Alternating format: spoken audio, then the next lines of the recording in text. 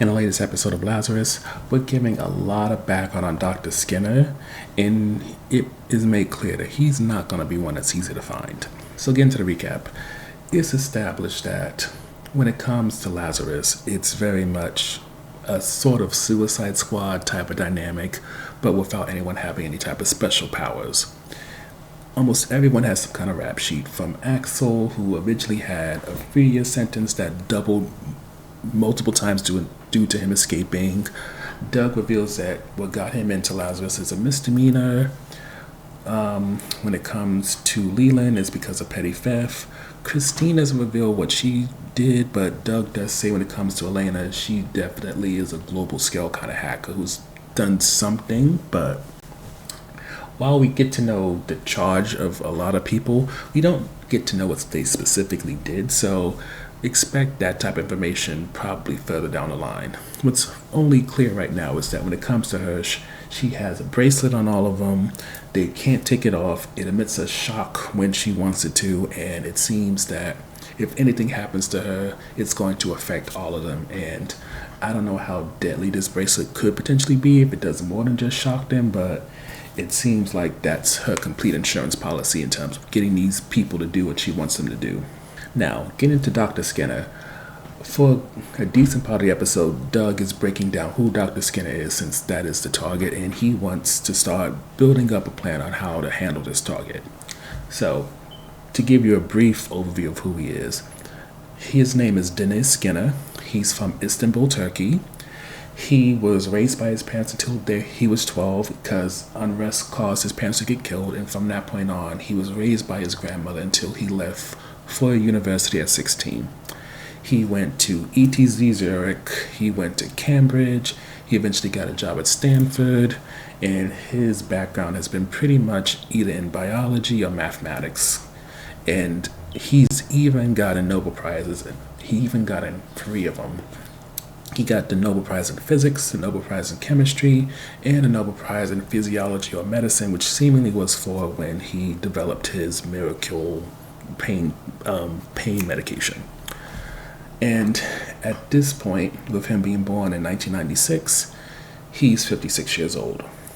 And from what it seems, what caused his disappearance, even though they don't give like a specific, it seems one of the final things that kind of triggered his need to just get away from humanity is that being that Dr. Skinner has, for almost all of his life, between what happened with his parents and other things, him being a environmentalist and someone who advocates for peace, him going to the UN, speaking about how humanity is coming to the point where the ice caps are going to melt to the point where they can't recover, and the United States, China, and others leaving the assembly during his speech, it seemingly disheartened him a bit and kind of maybe broke his heart of what the future can hold and what the future can be, so he decided to step away from humanity. Now, whether or not when he released his miracle drug, part of the idea was to coerce humanity into being better through his drug, it's hard to say, but at the very least now we got a full sense of who this man is. With that said, while we know who the man is, actually Lazarus trying to find this man is a whole different thing, because while it is found by Elena that he did buy a bunker years before he disappeared, when they go to said bunker, all they find, in they being Axel and Christine, is what seems to be the Russians. There's a Mexican group, and then the DEA and also FBI show up, and it's just a huge shootout and a whole lot of drama. One, of course, that Axel and Christine get out of. But on the other end, there is also Doug and Leland, who go to the company that sold it, and unfortunately that place has either gone bankrupt or something happened to the point now that the owner has bounty hunters on them so that someone can get that money back that he was loaned.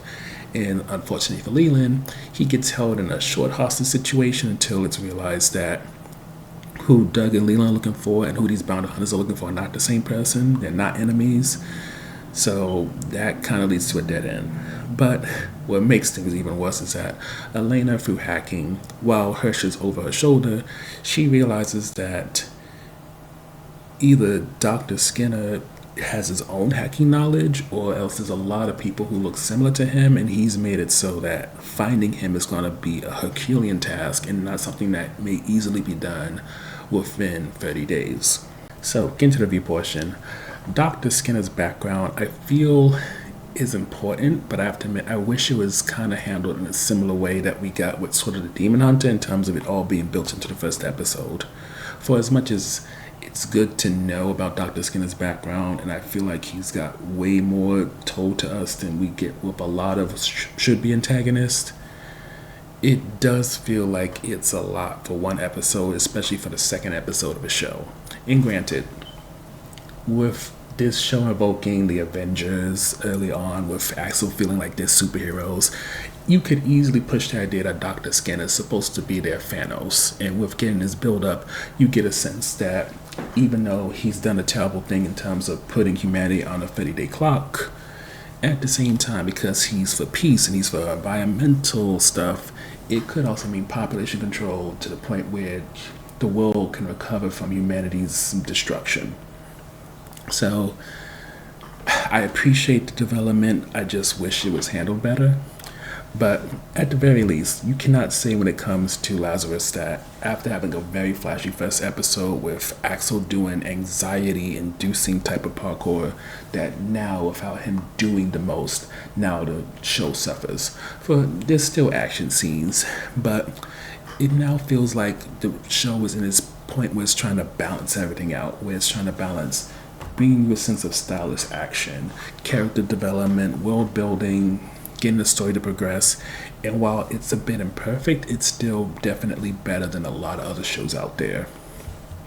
Now, am I going to say that I'm not worried about pacing issues? No, there is a little bit of pacing issues that I do have, but at the same time, it's because the gentleman who made this is known for such a huge anime in the form of Cowboy Bebop that it makes it so that there's bigger expectations than there would be if this was just from an animator who may have some type of filmography to him, or her, but doesn't necessarily have like this big, iconic, legendary show behind them. But despite saying that, overall, we're still very much looking at Lazarus in a positive sense because of what's being presented. It's just a question of, especially since so many anime don't get a second season, never mind if they do, it can take potentially years. It's very much a question of how is this show going to handle 13 episodes, even if only the second episode, so it seems way too early to start making judgments.